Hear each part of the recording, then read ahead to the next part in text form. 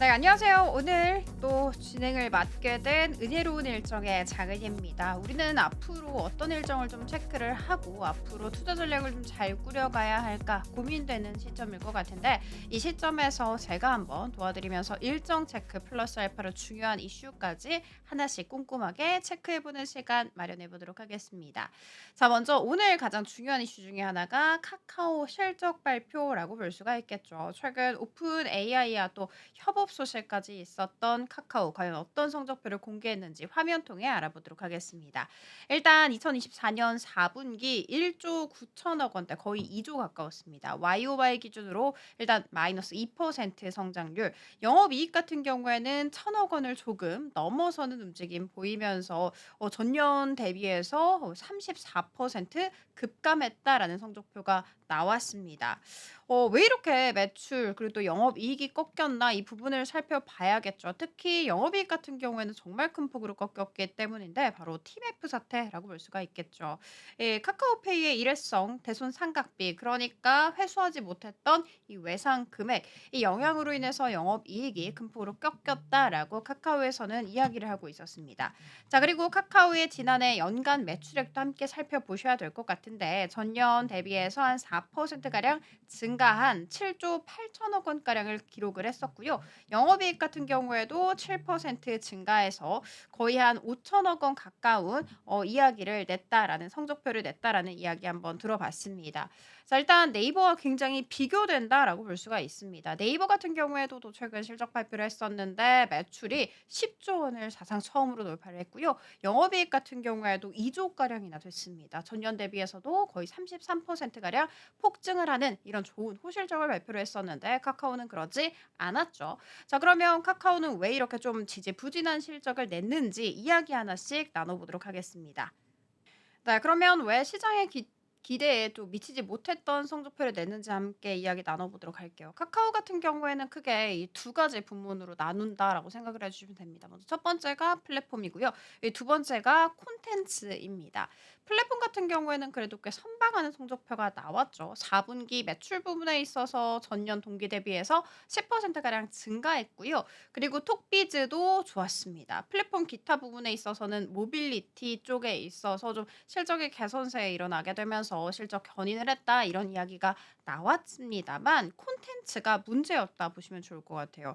예, 콘텐츠 같은 경우에는 4분기 매출액이 전년 동기 대비해서 13%가량 쪼그라들었고요. 예, 뮤직 같은 경우에는 전년 동기 대비해서 6% 그리고 스토리 같은 경우에는 마이너스 5% 그리고 미디어 같은 경우에는 무려 마이너스 25% 성장세를 보였다라고 이야기했습니다. 주된 원인은 당연히 IP 라인업의 공백이라고 꼽히고 있습니다. 자, 그리고 이 앞서서 제가 네이버와 살짝 비교를 했었죠. 그런데 네이카오 같은 경우에는 실적도 좀 달랐지만 앞으로 추후 전략도 다릅니다. 특히 이 AI 전략이 크게 다른 방향으로 가고 있는데 하나씩 이야기 나눠보도록 할게요. 이 네이버 같은 경우에는 자체 기술을 통해서 생태계 구축과 AI 경쟁력을 강화하겠다 이런 전략을 취하고 있죠. 그래서 보다 장기적으로 독자적인 AI 모델을 활용한 서비스 확장 혹은 수익 창출이 기대되는 부분이 바로 네이버라고 보시면 좋을 것 같고요. 반면에 카카오는 정확하게 반대 위치를 취하고 있죠. 최근에 또 오픈 AI와 협력 소식을 있었죠. 이 글로벌 AI 기술을 적극적으로 활용하겠다 이런 방식을 취했다는 점. 그래서 그만큼이나 기술 적용 부문 혹은 글로벌 AI 트렌드 대응이 빠르다 이런 장점이 있다라는 거 체크해 드리도록 하겠습니다. 이렇게 이번 실적 발표에서는 네이버는 환하게 웃었는데 카카오는 좀 그렇지 못한 모습이었거든요. 이 AI 전략에 따라서 과연 다음 승기를 거머쥘 쪽은 카카오일지 지켜봐 주시면 좋을 것 같습니다. 자, 그러면 일정으로 하나씩 들어가 보도록 하겠습니다. 오늘 목요일이었고요. 자, 그리고 일단 내일인 금요일부터 일정 하나씩 체크해 드리도록 할게요. 미국 소매 판매 산업 생산 발표 예정입니다. 경제 지표와 관련이 되어 있죠. 내일 같은 경우에는 또 한국에서 1월 실업률 나오고요. 미국에서는 1월 수출입 물가 물가지수 YOY 기준으로 예정이 되어 있고 그리고 소매 판매 MOM 기준으로 있습니다. 1월 설비 가동률과 더불어서 산업 생산 MOM 기준 그리고 12월 기업 재고 MOM 기준으로 있다는 점 그리고 실적 같은 경우에는 혼다가 발표할 예정이니까 이 부분도 체크해 주시면 좋을 것 같습니다. 자, 월요일이 됐습니다. 일본에서 4분기 잠정 실질 경제 성장률 예정되어 있고요. EU에서는 12월 무역 수지 발표가 됩니다. 자, 그리고 미국 같은 경우에는 휴장이라는 점 체크해 드리도록 할 테고 그리고 화요일 같은 경우에는 EU에서 뭐 서베이 예상, 독일에서 주 서베이 예상 예정이 되어 있고요. 이 미국 같은 경우에는 2월 뉴욕 제조업 지수와 더불어서 2월 NAHB 주택 시장 지수 함께 있습니다. 그리고 통화 정책 회의도 함께 예정이 되어 있다는 점 체크. 자, 그리고 수요일 같은 경우에는 FOMC 의사록 공개 예정입니다. 이번 FOMC 의사록 역시도 좀 꼼꼼하게 체크를 해 주셔야 될 것 같습니다. 일단 간밤에 파월 같은 경우에는 좀 금리에 좀 속도 조절하겠다, 인하하는 거 속도 조절하겠다라는 이야기를 꺼내놨었다는 점 체크해 드리면서 일본에서는 12월 핵심 기계 수주 YOY 기준으로 그리고 수출입 동향 역시도 YOY 기준으로 예정되어 있습니다. 중국 같은 경우에는 1월 신규 주택 가격과 더불어서 EU 같은 경우에는 12월 경상수지 대기 중이고요. 미국에서 1월 주택 착공 건수 MOM 기준으로 그리고 한국 같은 경우에는 2월 소비자 심리지수 예정되어 있습니다. 이 소비자 심리지수가 최근 들어서 큰 폭으로 꺾여서 특히 연말에 큰 폭으로 꺾였다라는 이야기 많이들 들어보셨을 것 같은데 이번 같은 경우에는 어떻게 수치가 나올지 잘 체크해 주시면 좋을 것 같습니다. 자, 1월 생산자 물가지수 YOY 기준으로 되어 있습니다. 자, 그리고 마지막 목요일 같은 경우에는 독일에서 1월 생산자 물가지수 YOY 기준으로 그리고 EU 12월 건설 생산 MOM 기준으로 미국에서 2월 필라델피아 연준 경기 전망과 더불어서 1월 선행지수까지 예정이 되어 있다는 점 이렇게 일주일간의 경제 지표 일정 한번 살펴봤고요. 실적 같은 경우에는 메리츠 금융지주 대기 중입니다. 메리츠 금융지주와 관련해서 최근에 좀 실적 발표를 했거나 혹은 할 기업들 이 금융주에 대해서 제가 한번 이슈 체크를 해드리도록 할 테고 그리고 실적 월마트 대기 중에 있거든요. 이 부분도 제가 추후에 조금 더 면밀하게 짚어드리도록 하겠습니다. 자, 그러면 지금까지 주요 경제 일정 살펴봤고요. 그러면 지금부터 앞서 예고를 해드렸었던 중요한 이슈 체크 하나씩 풀어나가 보도록 하겠습니다. 자, 먼저 이 카카오에 뒤이어서 이제 AI 얘기를 안 할 수 없을 것 같습니다. 먼저 딱 떠오르는 단어가 바로 오픈 AI가 됐을 것 같은데 일단 오픈 AI SM 알트만과 관련해서 소식 하나 먼저 전해드리도록 하겠습니다. 최근 AI 투자 열풍과 함께 주목을 받고 있는 것이 의료 AI 기업 템퍼스 AI라고 혹시 들어보셨을까요? 이 이야기에 대해서 나눠보도록 할게요. 최근 샘 울트먼 오픈AI CEO가 의료 AI 개발 가능성을 언급하게 되면서 AI가 과학과 의료 분야에 큰 변화를 가져올 것이다라는 기대감이 한껏 부풀어지고 있는 상황이죠. 이에 따라서 국내 개인 투자자들, 이른바 서학 개미 이분들은요, AI 관련 종목에 좀 관심을 가지게 됐고, 특히 템퍼스 AI를 무려 1,000억 원 이상 대규모로 순 매수 우위를 보였다고 합니다. 템퍼스 AI라는 기업은 어떤 기업일까? 조직 검사, 액체 생검 등 이 진단 사업도 하고요. 뿐만이 아니라 신약 개발을 위해서 데이터 판매, AI 분석 서비스 등을 제공하는 기업이다라고 생각을 해주시면 됩니다.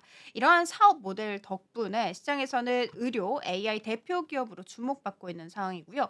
뿐만 아니라 이 템퍼스 AI 같은 경우에는 미국 정부의 스타게이트 프로젝트 수혜주로도 관심을 받고 있는 상황이라고 합니다.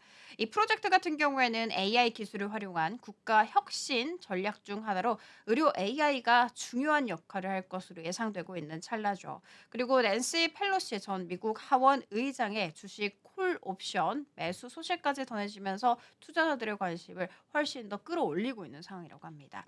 이러한 기대감 속에 템퍼스 AI의 주가 같은 경우에는 올해 들어서 104.26%나 급등을 한 바가 있었고 전문가들은 여기에 대해서 의료 AI의 산업에 이 지속적인 성장 가능성을 전망하고 있는 상황이라고 합니다. 자, 그러니까 결론적으로 AI 기술이 의료 분야에 접목되면서 의료 혁신 가속화가 될 가능성 높다. 이에 따라서 투자 열기가 지속될 것이다. 이렇게 정리를 해볼 수 있을 것 같습니다. 앞으로 이 의료 AI가 어떻게 발전해 나갈지 관심 가지고 지켜볼 필요 있을 것 같습니다. 자, 그리고 이 오픈 AI라고 했을 때 가장 먼저 떠오르는 것은 단언컨대 중국이라고 볼 수가 있겠죠.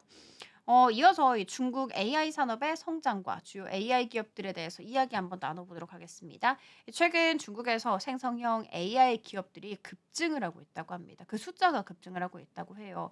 중국 정부의 적극적인 지원 정책이 있었기 때문이죠. 그 덕분에 현재 AI 관련 기업만 4,500개 이상이고요. 이 중에서 생성형 AI 기업이 302개에 해당한다고 합니다. 특히 지난해에만 238개 기업이 신규로 등록될 정도로 정말 가쁘게 고성장을 하고 있습니다. 업계에서는 현재 AI 창업 붐을 백가쟁명이라고 부르고 있다고 해요. 그러니까 수많은 기업들이 경쟁하는 상황 이렇게 표현을 하고 있는 것이죠. 그 중에서도 특히 주목받고 있는 6개의 AI 기업이 있다고 하는데 이 기업들은 6마리 AI 호랑이 이렇게 불린다고 해요. 기업들 이름 같은 경우에는 즈프 AI, 미니맥스, 바이찬, 문샷 AI 그리고 스테펀 01.ai 이런 기업이라고 합니다. 자, 그러면 이런 기업들로 인해서 AI 산업 미래 어떻게 중국에서 펼쳐질까 굉장히 궁금하실 것 같은데 이렇게 빠른 성장 속도에서도 이 기업들 같은 경우에는 치열한 경쟁과 비즈니스 모델 구축에 좀 어려움을 겪고 있다고 합니다. 일부 기업에서는 경영난과 핵심 인력 이탈이 발생하면서 불안 요소 역시도 여전히 존재하는 상황이라고 하는데 여기에 대해서 바이두 창업자는요. AI 산업도 초기의 거품이 지나게 된다면 단 1%의 기업만이 살아남을 것이다. 이렇게 예측하기도 했습니다. 자, 그러니까 결국에는요, 생존하는 기업만이 사회에 가치를 창출하며 지속적인 성장을 이뤄낼 것이다. 이런 의미라고 볼 수가 있겠죠. 중국 AI 산업 같은 경우에는 정부의 지원과 플러스 알파로 기업들의 기술 혁신을 바탕으로 해서 빠르게 성장을 하고 있지만 동시에 경쟁과 도전도 심화되고 있다. 이렇게 정리가 가능할 것 같아요. 자, 그러면 앞으로 이 중국 AI 기업들이 글로벌 시장에서 어떤 역할을 하게 될지, 과연 이렇게 딥시크처럼 정말 우리 시장에 큰 돌을 던질지 조금 더 지켜봐야 될 것 같습니다. 자, 그리고 다음 이야기 한번 해보도록 하겠습니다. 메리츠 금융지주 이야기인데요. 다음 주에 컨퍼런스 콜이 있을 예정이죠. 이 컨콜에서 배당 정책 및 향후 계획에 대해서 이야기를 내놓을 것이다 라는 기사가 들어오게 됐습니다. 일단 이 배당 정책 같은 경우에 조금 더 면밀하게 살펴보자면 보통주 한 주당 1,350원의 현금 배당 결정을 했고요. 배당금 총액은 다 따졌을 때 한 2,400억 원가량이라고 합니다. 자, 그리고 이 컨퍼런스 콜을 통해서 경영 실적 및 기업 가치 재고 계획 역시도 발표할 예정이라고 하니까 이 금융 쪽에 관련 있으신 분들, 이 주식 종목에 관련 있으신 분들은 좀 면밀하게 체크를 해야 될 것 같습니다. 자, 그러면 일단 실적 발표를 했었죠. 이 실적에 대해서 조금 더 디테일하게 한번 살펴보도록 할게요. 매출액 같은 경우에는 46조 5,745억 원을 기록하면서 전년 대비해서 20.46% 감소했지만 영업이익 같은 경우에는 3조 1,889억 원을 기록하면서 전년 대비해서 8.71% 증가했다라는 소식이 들어오게 됐습니다. 메리츠 금융지주 같은 경우에는요. 자회사로 메리츠 증권이라는 기업이 있거든요. 그런데 이 메리츠 증권 상당히 좋았습니다. 특히 이 메리츠 증권뿐만이 아니라 다른 증권사들 역시도 결국 실적을 잇따라서 발표한 이력이 있었죠. 일단 메리츠 증권에 대해서 조금 더 디테일하게 살펴보자면 또다시 1조 클럽 복귀를 알렸다고 합니다. 그러니까 1조 클럽이라는 것은 영업이익이 1조를 넘어서는 기업을 의미를 하는데 디테일하게 살펴봤을 때 영업이익은 1조 548억 원을 기록하면서 전년 대비해서 19.7% 증가했다고 했습니다. 거의 20% 가깝게 폭등을 했다라고 볼 수가 있는데 매출액이 좀 줄었습니다. 34조 7,850억 원 기록하면서 전년 대비해서 27% 가깝게 쪼그라들었다고 합니다. 영업이익은 좋았는데 왜 매출액이 이렇게 꺾였을까 궁금하실 것 같은데 그 매출 감소 이유는 파생 상품 평가 및 거래이익이 감소했다라고 회사에서는 얘기를 하고 있습니다. 자, 그러면 또 다른 자회사인 메리츠 화재에 대해서 이야기 나눠볼까 합니다. 여기서 가장 중요한 포인트는 보험 영업이익이 증가했다라는 부분이고요. 전체 메리츠 화재 영업이익 따져봤더니 2조 2,973억 원을 기록하면서 전년 대비해서 9%가량 증가를 했고요. 매출액 같은 경우에도 11조 6,532억 원을 기록하면서 6.6%가량 증가했다라고 보시면 됩니다. 자, 그러면 정리를 해보자면 메리츠 금융지주 같은 경우에는 지난해 정말 어려운 시장 속에서도 지속적인 성장세를 유지했으며 증권, 보험 부문에서 우수한 실적을 달성했다. 그래서 앞으로의 행보도 충분히 기대해 볼 만하다. 이렇게 평가를 해주시면 좋을 것 같습니다. 자, 그리고 이어서는요, 4대 금융그룹에 대해서 이야기 조금 더 나눠볼까 합니다. 4대 금융그룹이라는 것은 KB금융, 신한금융, 하나금융, 우리금융이 있겠죠. 이 4대 금융그룹의 2024년 실적과 이들이 추진하고 있는 밸류업 전략에 대해서 조금 더 디테일하게 이야기 한번 해보도록 할게요. 자, 먼저 4대 금융그룹 실적 현황부터 하나씩 이야기 나눠보도록 하겠습니다. 먼저 지난해 4대 금융그룹의 당기 순이익은 얼마였을까? 16조 4,205억 원으로 집계됐다고 합니다. 이 수치는요, 전년 대비해서 9.31% 증가한 수치라고 합니다. 거의 10% 가깝게 큰 폭으로 성장했다라고 보시면 좋은데, 하지만 이 안에서 조금 더 디테일하게 들어가 보자면 이자 수익은 늘어났거든요. 반면에 비이자 수익의 비중은 오히려 줄어들었다고 합니다. 그러니까 현재 금융그룹의 실적 증가는 대부분 이자 수익에서 나오고 있다. 이렇게 정리가 되겠죠. 비이자 수익이 아니고 이자 수익에서 나오고 있다. 이렇게 보시면 됩니다. 이 부분이 굉장히 큰 중요한 특징이라고 보시면 좋을 것 같아요. 이자 이익을 한번 살펴보면 4대 금융그룹의 이자 이익은 총 41조 8,760억 원을 기록했다고 합니다. 이 수치는 전년 대비해서 3.1%가량 증가한 수치이고요.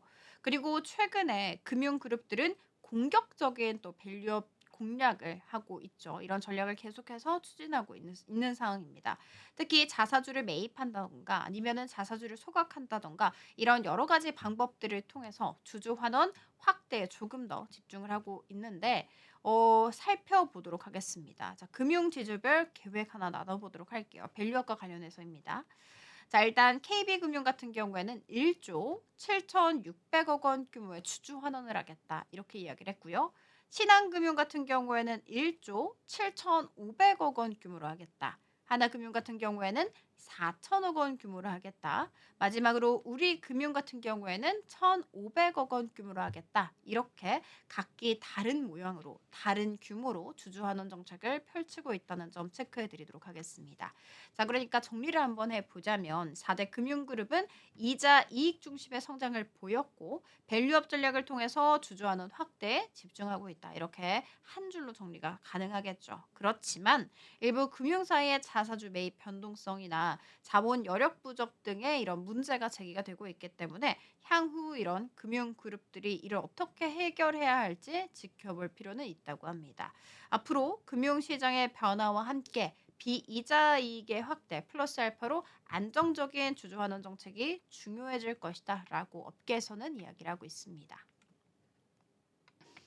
자, 그리고 마지막 이야기 한번 해보도록 하겠습니다. 로버트 기요사키 이야기를 한번 해보도록 할 텐데 아시는 분들은 좀 아실 것 같아요. 이 로버트 기요사키의 최근 경제 전망과 여기에 대한 대응 전략에 대해서 조금 더 디테일하게 들어보도록 할게요. 기요사키 같은 경우에는요. 금융 교육가이기도 하면서 동시에 베스트셀러인 부자 아빠, 가난한 아빠의 저자이기도 합니다. 이 기요사키가 2025년에 세계 경제가 또 다른 대공황에 진입할 가능성이 크다. 이렇게 경고를 했습니다. 자, 그리고 그의 주장은 크게 세 가지로 분류된다 생각을 해주시면 됩니다. 먼저 첫 번째 같은 경우에는 주식시장이 붕괴될 것이다. 이 부분이에요.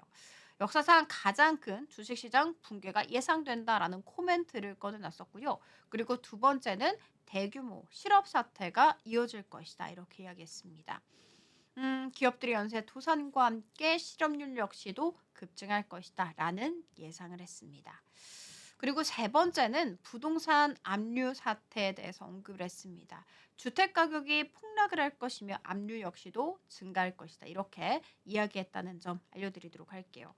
기요사키는 경제적으로 불안 요소가 증가를 하고 있으며 글로벌 금융위기가 불가피할 것이다 라면서 계속해서 언급을 하고 있다고 합니다.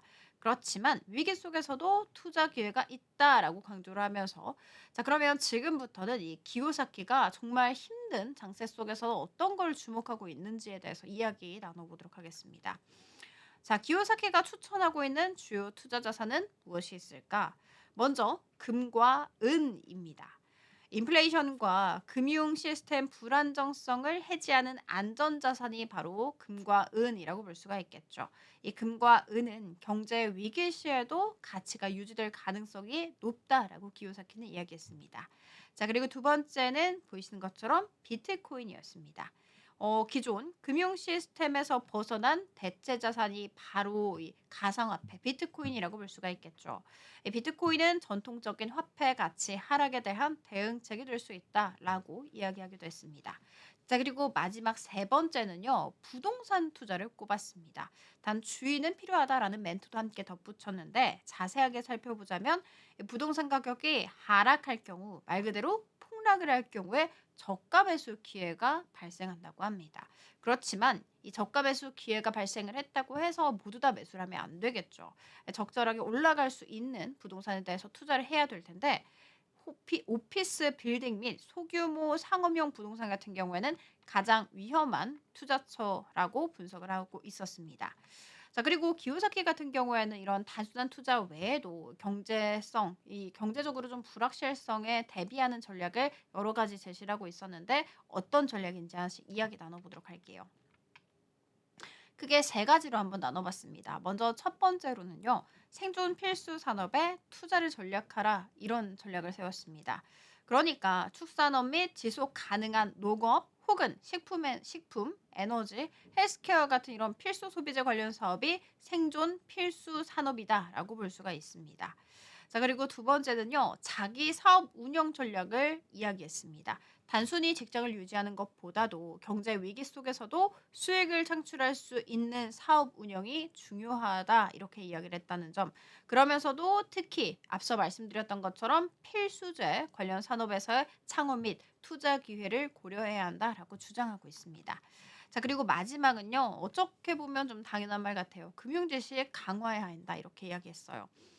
경제 위기가 오게 된다면 올바른 투자와 자산 관리 능력이 굉장히 필수적으로 필요해질 것이다. 현금 흐름을 유지할 수 있는 투자 방식에 집중해야 한다라고 주장했습니다.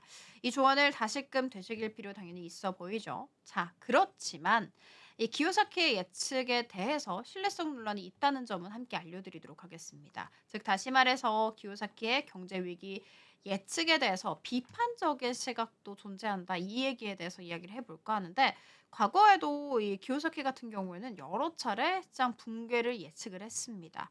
일부 예측은 실현되지 않은 경우가 있었고 꽤나 빈번했죠. 특정 시점을 지속적으로 계속해서 변경을 하고 있다고 해요. 그러니까 경제 위기가 올 것이다. 경제 위기가 올 것이다. 이런 식으로 계속해서 변경을 한다. 이런 주장이죠. 이렇게 변경을 하면서 위기를 경고하는 점, 이 역시도 논란이 되고 있다는 점 알려드리도록 하겠습니다. 자, 그래서 기요사키의 주장을 막 맹신을 한다. 이렇게 하기보다는 오히려 다양한 전문가들의 의견을 좀 참고를 하면서 균형 잡힌 시각을 유지하는 것이 좀 중요해 보이고요. 결국 위기가 오더라도 준비된 사람한테는 기회가 될 수 있다는 점 알려드리도록 하면서 발표 한번 맞춰보도록 하겠습니다. 자, 그러면 저는 다음 주에 또 새로운 일정과 더불어서 새로운 이슈 들고 찾아뵙는 시간 가져보도록 할게요. 오늘도 시청해주셔서 감사합니다.